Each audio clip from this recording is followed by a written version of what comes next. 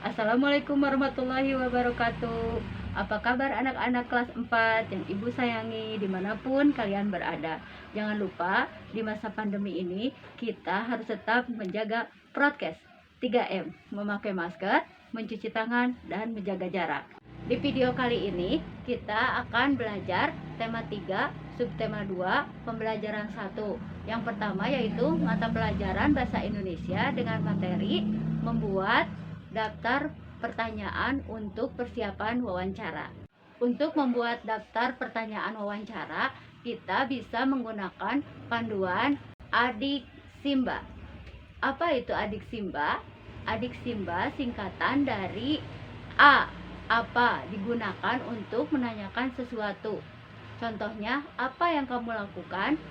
Di mana digunakan untuk menanyakan suatu tempat.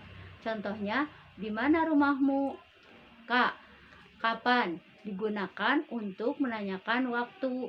Kapan kamu berangkat ke sekolah? Siapa digunakan untuk menanyakan seseorang? Siapa namamu?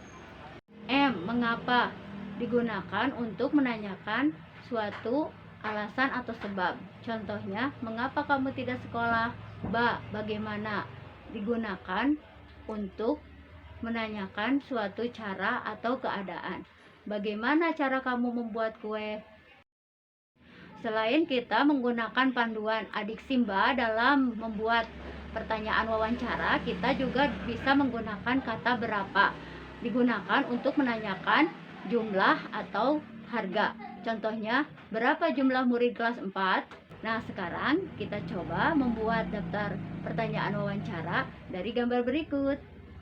Gambar ini kita bisa membuat beberapa pertanyaan seperti berikut. 1. Apa nama burung ini? 2. Di mana tempat tinggal burung ini? 3. Bagaimana cara hidup burung ini? 4. Apa makanan burung ini? Selanjutnya, mata pelajaran IPS dengan materi sumber daya alam hayati.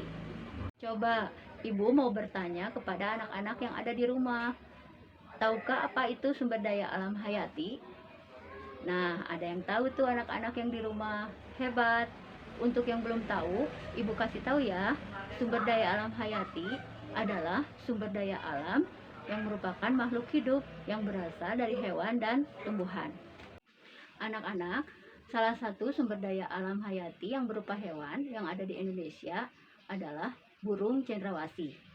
Anak-anak masih ingat tidak? Waktu tadi kalian belajar bahasa Indonesia, membuat daftar pertanyaan wawancara. Ada gambar burung. Nah, itu gambar burung cendrawasih. Perlu kalian ketahui, burung cendrawasih berasal dari Papua. Untuk mengetahui lebih jauh tentang burung cendrawasih, ayo kita baca bersama-sama buku tema 3 halaman 48. Burung cendrawasih disebut juga sebagai burung surga. Burung yang menjadi maskot Papua ini memiliki warna bulu yang indah. Bahkan kabarnya karena keindahannya itu juga burung ini jarang turun ke tanah, lebih sering terbang dan hinggap di dalam pohon. Warna bulu cendrawasih yang mencolok biasanya merupakan kombinasi beberapa warna seperti hitam, coklat, orange, kuning, putih, biru, merah, hijau, dan ungu. Burung ini semakin molek dengan keberagaman bulu memanjang dan unik yang tumbuh dari paruh, sayap, atau kepalanya. Warna yang bermacam-macam menjadi salah satu penanda untuk mengelompokkan jenis mereka. Habitat aslinya di hutan-hutan lebat, yang umumnya terletak di daerah dataran rendah dan hanya dapat ditemukan di Indonesia bagian timur. Burung cendrawasih matikawat adalah jenis yang menjadi identitas Provinsi Papua. Masyarakat di Papua sering menggunakan bulu cendrawasih sebagai pelengkap atau hiasan dalam pakaian adat mereka. Keberadaan burung cendrawasih kian lama kian terancam. Perburuan dan penangkapan liar serta kerusakan habitat menjadi beberapa penyebab utama. Burung cendrawasih juga diperdagangkan, digunakan sebagai penghias topi wanita di Eropa. Tapi kini, burung cantik ini menjadi jenis satwa yang dilindungi. Beberapa jenis cendrawasih yang masuk dalam daftar dilindungi antara lain cendrawasih kuning kecil, cendrawasih botak, cendrawasih raja, cendrawasih merah, dan toa. Oke anak-anak, setelah membaca teks bacaan di halaman 48, ayo kita menjawab pertanyaan-pertanyaan yang ada di halaman 48 sampai 51.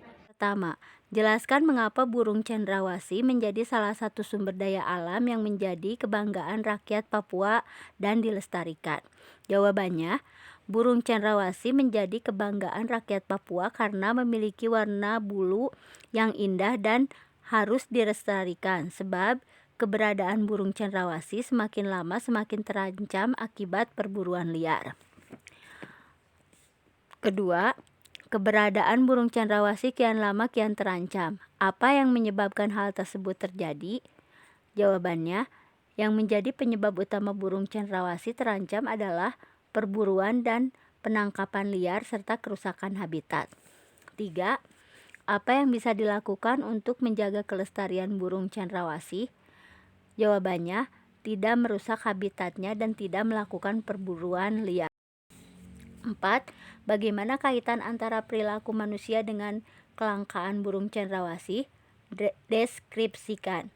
Jawabannya, perilaku manusia yang buruk menjadi faktor langkanya burung cendrawasih. Harga bulunya yang mahal membuat manusia tidak bertanggung jawab memburu burung cendrawasih untuk dijual. 5. Bagaimana pendapatmu tentang perilaku manusia tersebut? Jawabannya, perilaku tersebut tidak boleh dicontoh. Sebagai sesama makhluk hidup, manusia seharusnya melindungi keberadaan burung cendrawasih, bukan malah memburunya untuk dijual. 6. Apa akibatnya jika burung cendrawasih punah? Jawabannya, keberagaman satwa di Indonesia akan berkurang. 7. Apa saranmu agar kelestarian burung cendrawasih tetap terjaga?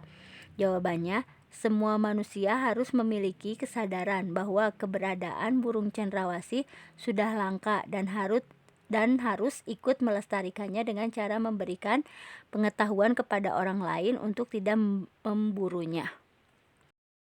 Selanjutnya kita akan belajar mata pelajaran IPA dengan materi pentingnya hewan dalam menjaga kelestarian alam. Perlu kalian ketahui anak-anak, kita harus menjaga kelestarian kupu-kupu karena kupu-kupu bermanfaat untuk proses penyerbukan pada tanaman.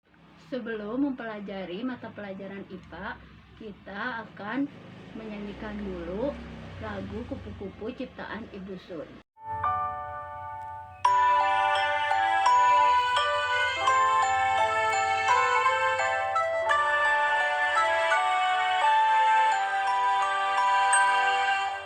Kupu-kupu yang lucu, kemana engkau terbang? Hilir mudik mencari bunga-bunga yang kembang, berayun-ayun pada tangkai yang lemah. Tidakkah sayapmu merasa lelah? Untuk mengetahui lebih jauh tentang kupu-kupu, ayo kita membaca teks pada halaman 51 tema 3. Kupu-kupu. Kupu-kupu termasuk dalam kelompok serangga. Kupu-kupu biasanya memiliki warna yang indah cemerlang. Kupu-kupu tidak berbahaya bagi manusia. Daur hidup kupu-kupu bermula dari telur yang melekat di daun, kemudian matang dan menetas setelah 5-10 hari dan menjadi larva atau ulat. Setelah 2 minggu, larva atau ulat membentuk kepompong yang bergantung di ranting atau daun selama 2-3 minggu. Setelah beberapa waktu, kupu-kupu dewasa keluar dari kepompong. Kupu-kupu dikenal sebagai serangga penyerbuk tanaman yang membantu bunga-bunga berkembang menjadi buah. Bagi petani dan orang pada umumnya, kupu-kupu ini sangat bermanfaat untuk membantu penyerbukan tanaman.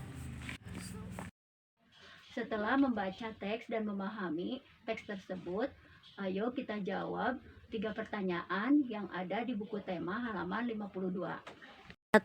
Apa akibatnya apabila kupu-kupu punah? Jawabannya, kelestarian tanaman akan terganggu karena berkurangnya hewan yang membantu proses penyerbukan tanaman. 2. Apa yang bisa kamu lakukan untuk melindungi kupu-kupu? Jawabannya, tidak menangkap kupu-kupu hanya untuk hiasan. 3. Di mana kupu-kupu hidup? Jelaskan.